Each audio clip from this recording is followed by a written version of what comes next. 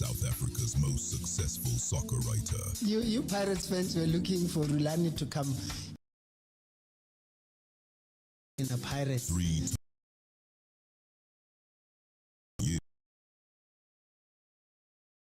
writer of their exclusive to Omni Audio 30 a.m. Break it down. Africa's premier sports destination. Side SA Soccer with me, Brother Jakes, on this beautiful, beautiful Thursday morning. Everything, but in terms of football results, not so beautiful. We slept late last night watching Amajita in the last 16 of the World Cup, and every one of us was hoping Raymond Mdaka and national team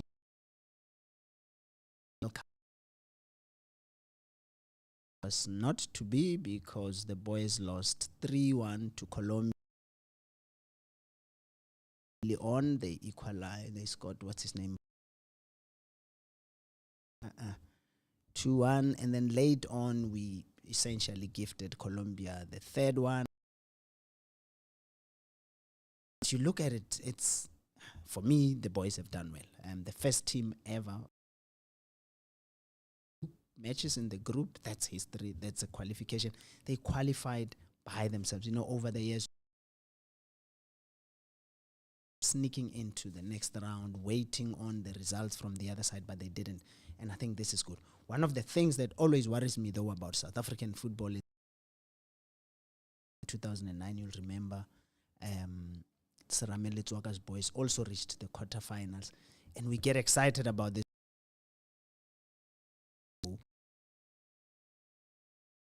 And yeah, it becomes a problem. So we know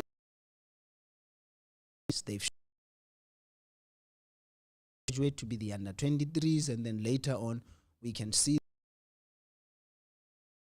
the Olympics as under 23 team that we need to learn. But that's that. We will see them coming back, and I'm sure the South of heroes will come. Team, you see me, I'm resplendent in my Bafana shirt because our national team is playing. With the under-20s having done what they did, we are all inspired, and we want to see Bafana at the world stage, and it looks like we could. Yes, we are not in on Bruce.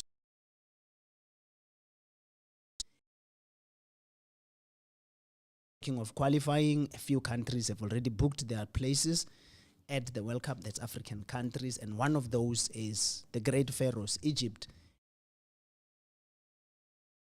But they've generally struggled to go to the World Cup. But the great Mo Salah is going to the World Cup next year, and that's great. When a legend of African football has to play at the biggest stage.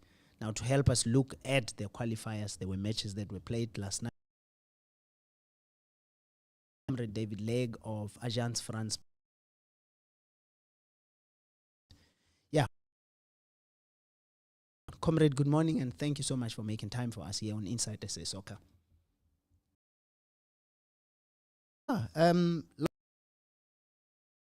We are in the penultimate round of matches, and they've taken place through. I think that has to be the big news from last night's matches.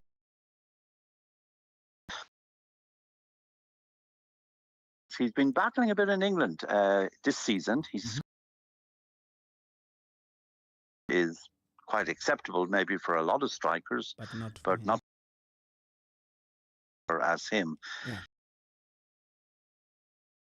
Egypt scored twice in the opening 14 minutes.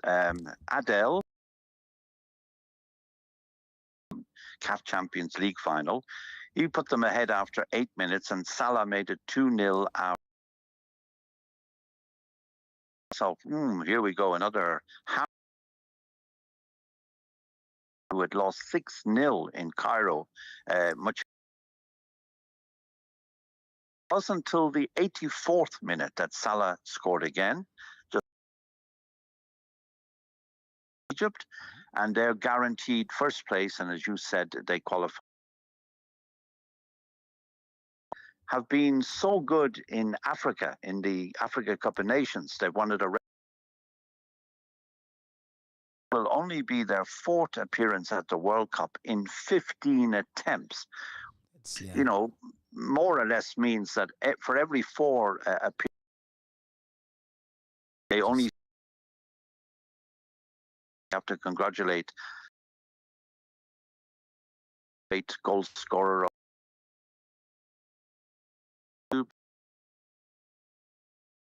Um,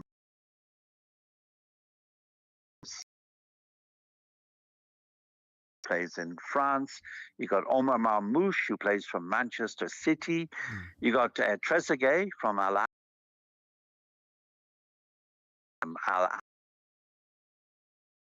of striking power in this Egyptian side. And they're the third qualifiers. Okay. Remember, way back in September. Tunisia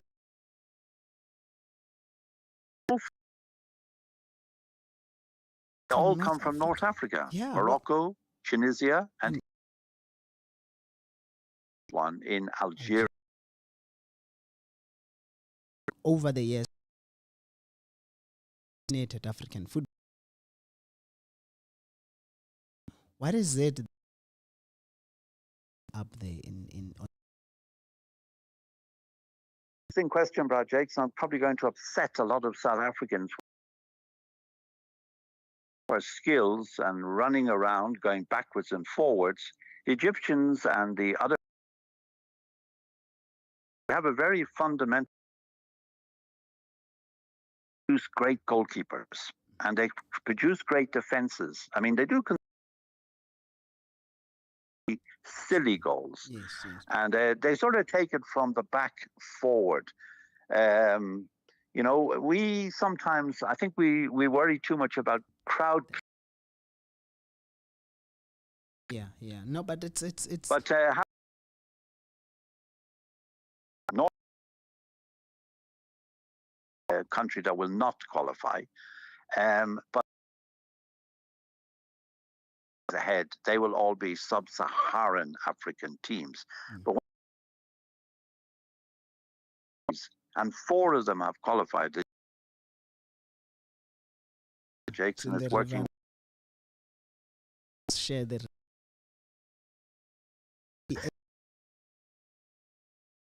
many would have picked. They are so close. Just tell us about how Cape Verde played. And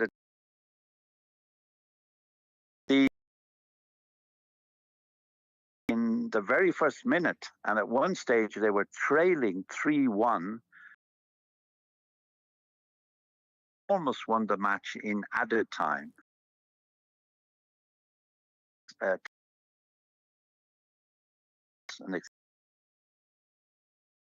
From Manchester United.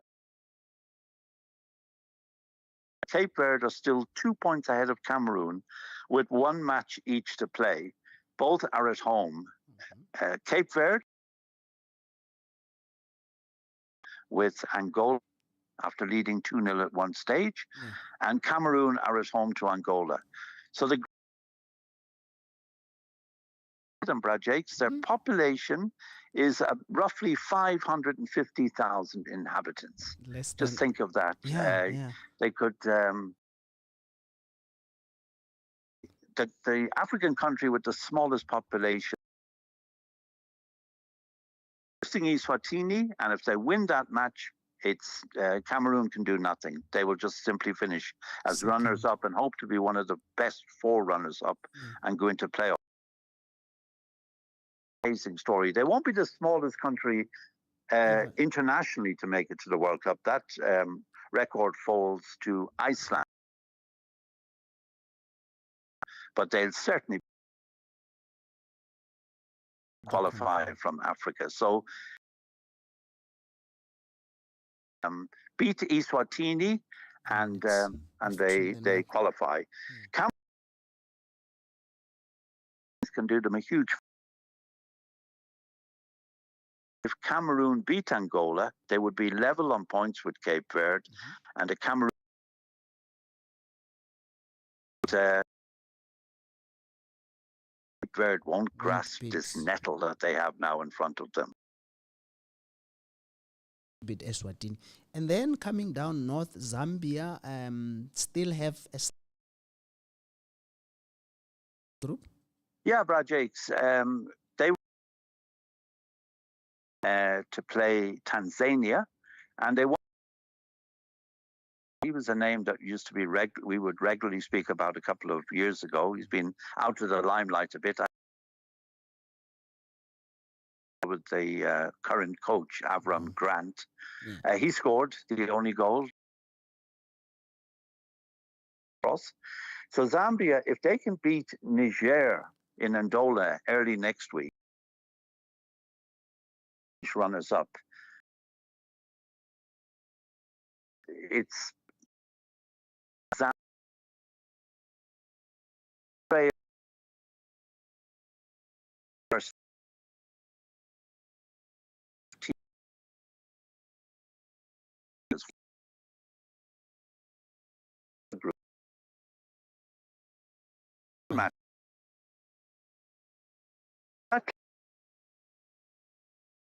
believe, but until this day,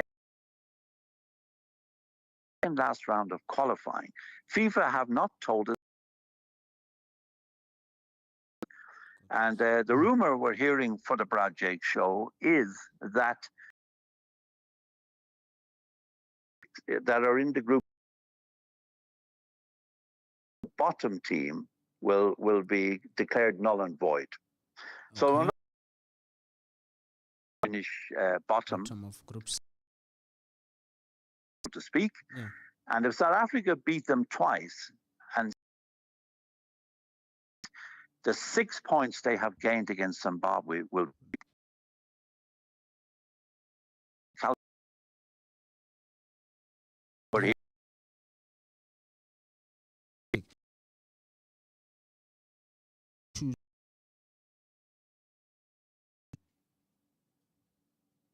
and projects people who are going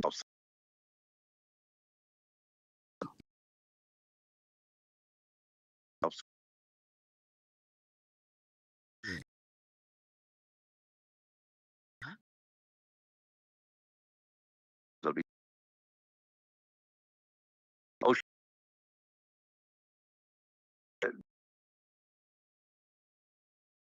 and then there'll be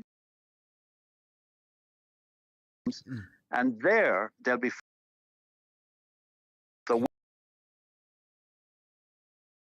do not automatically qualify for the World Cup.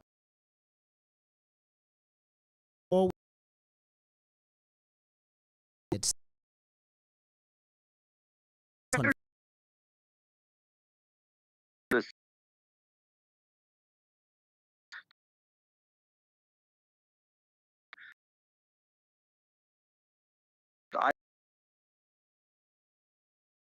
Country, you know.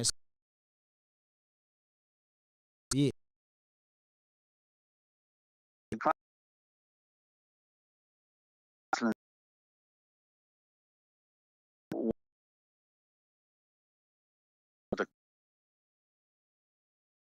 Player.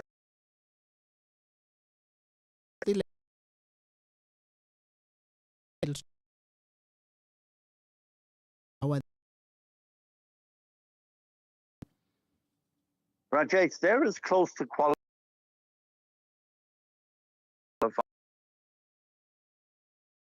Republic 5-0 in Morocco in their penultimate match last night, because Ghana are 3 points ahead of Madagascar. There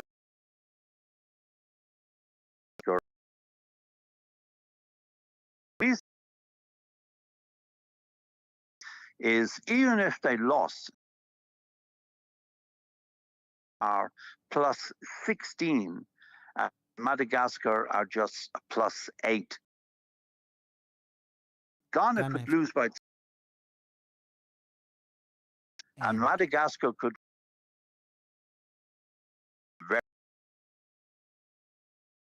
and Ghana would still qualify on goal okay. difference. Yeah, so yeah, essentially Ghana have qualified really. I mean, Exactly. unless a Yeah, you can miracle pencil them in. happens. And as you pointed out correctly, it's an amazing turnaround because they were the shock failures at the 20 competition. They did not win a single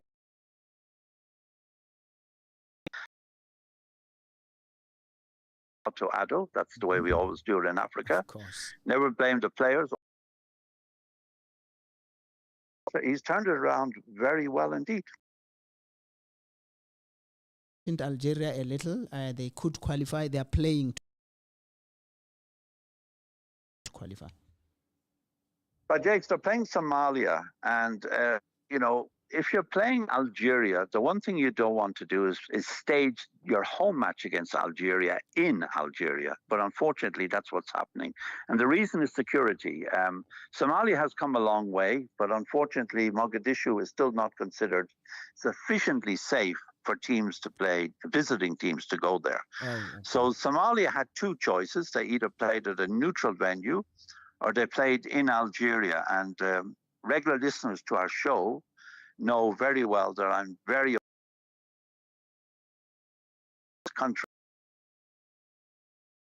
Perhaps it's a cash inducement. And there's a huge difference, Brad Jakes. Algeria, one of the top-ranked countries in Africa. Somalia.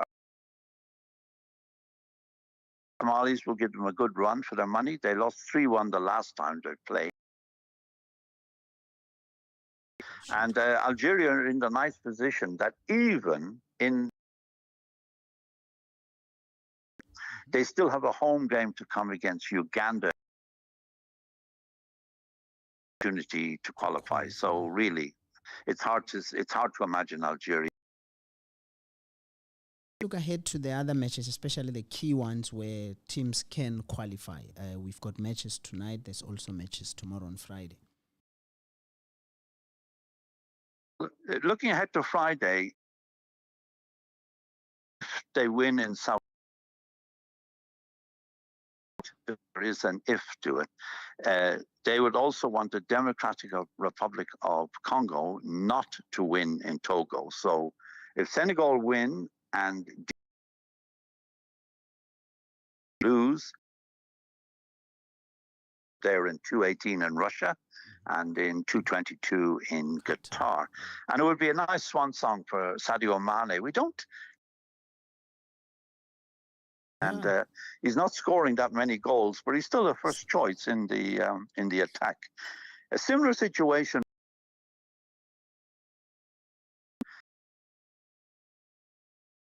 Their group. At the moment, the Ivorians have a 1 point lead. So if they win against the Seychelles, a match that will be played in Mauritius, and Gabon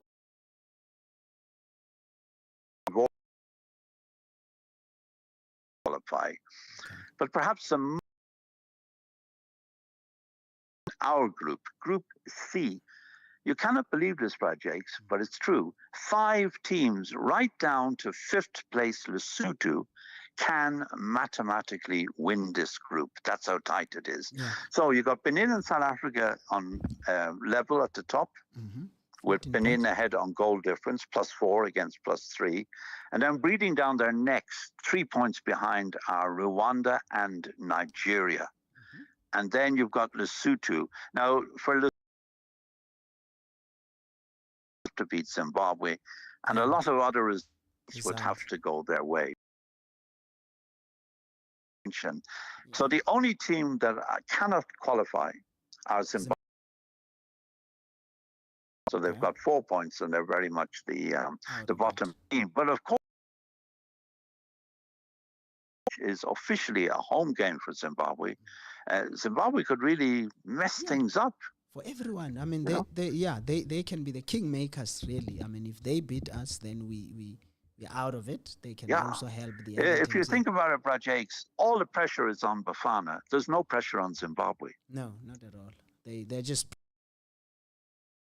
Yeah, they can go out there, Yeah. enjoy themselves, and remember the match in Bloemfontein, particularly in the first half, they were more than a match for us. Yeah. I'm pretty hopeful we can win it, but it's quite sad that we've lost Rainers because just getting goals and Rainers. Yeah, and they replay. A lot of us were like, could you not have found anybody? Lyle Foster. We have him. Nkota and the other midfielders as they've been doing previously. It's one of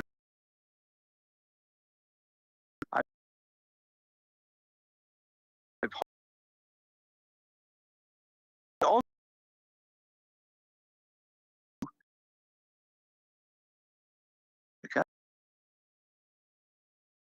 every 5 away games. The only 2 countries we've gone to as opponents are Rwanda and Nigeria. Yeah. So that's, whether Hugo Bruce likes it or not, that is something that's very favorable. And the Nigerian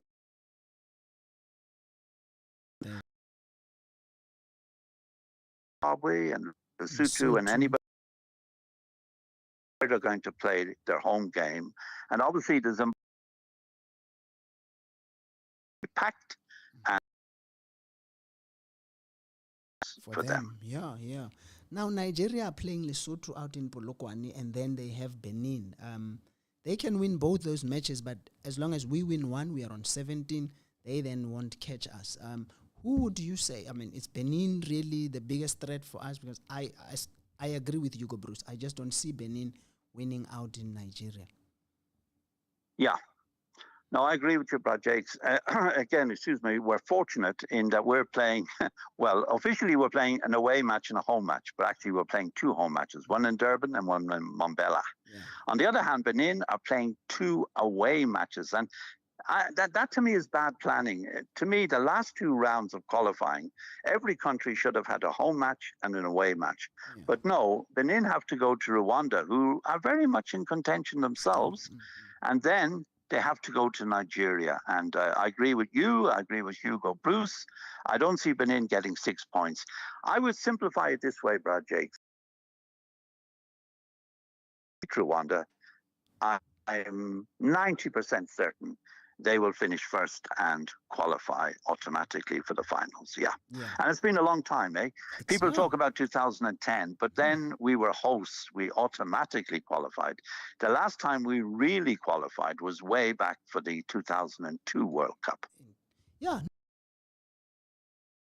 Koza, who's in the squad, was not even born when we qualified. The kid was born in...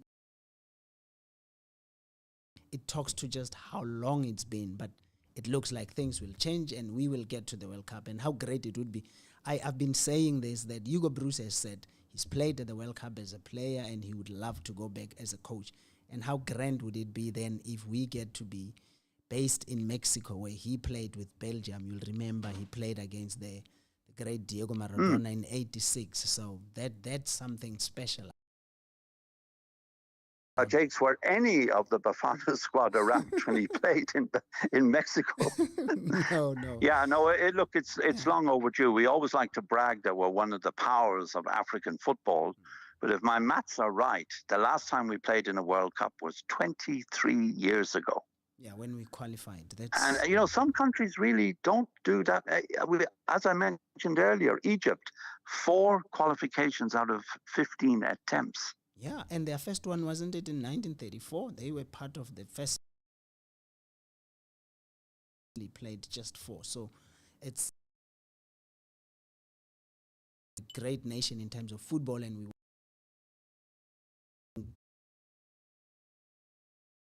other countries can only ever. Yeah, and at the moment, Brad Jakes, we're ranked 9th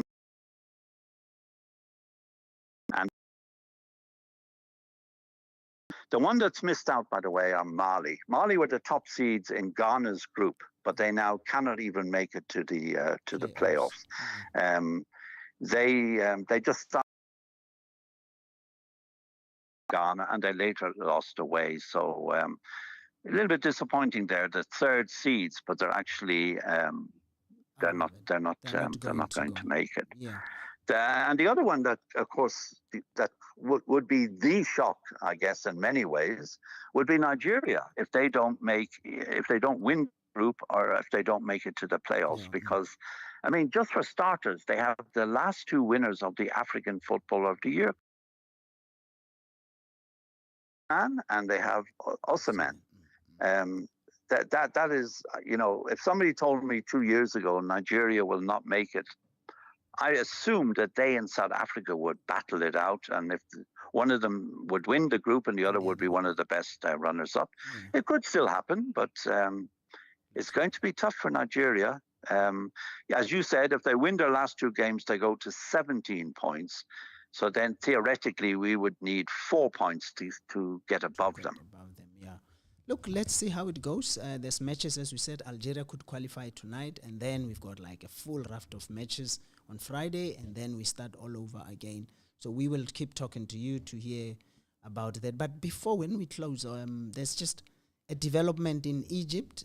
Al Ahly have finally found a replacement for Jose Riveiro. Are you surprised that they went for a coach when they have this guy who's been holding fort and doing well, a former player of theirs? Yeah, I am, Brad Jakes, because I'm looking at the record. First of all, his name is Jess Torup. I don't think any of us have ever heard of him before. He's a Danish coach. Now, his last club were Augsburg in Germany. And here's his record: 123, drew 17, lost 25. So he lost more games than he won. Yeah.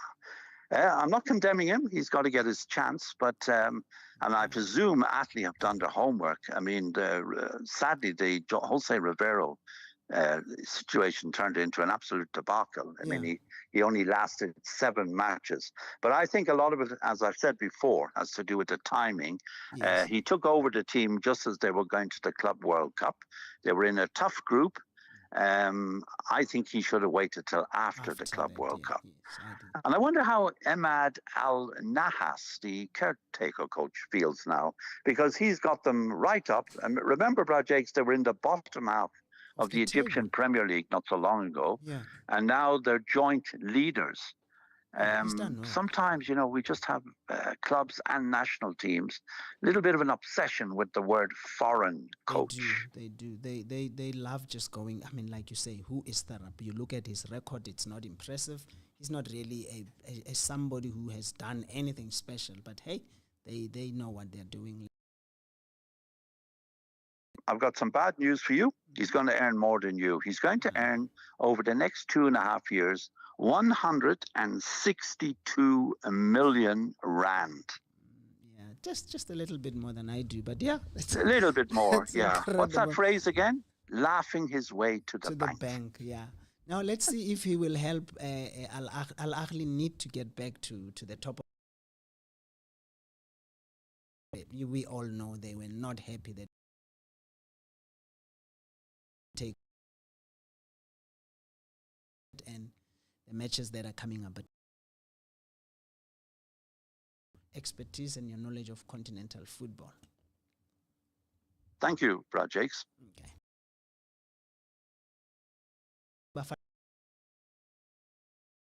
Zimbabwe, and then Tuesday we are in Mbombela against, that's in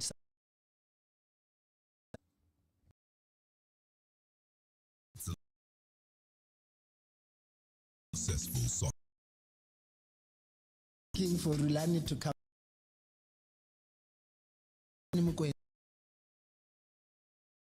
Soccer Writer of the Year and 3 times winner of the Sports Writer of the Year. He takes you inside.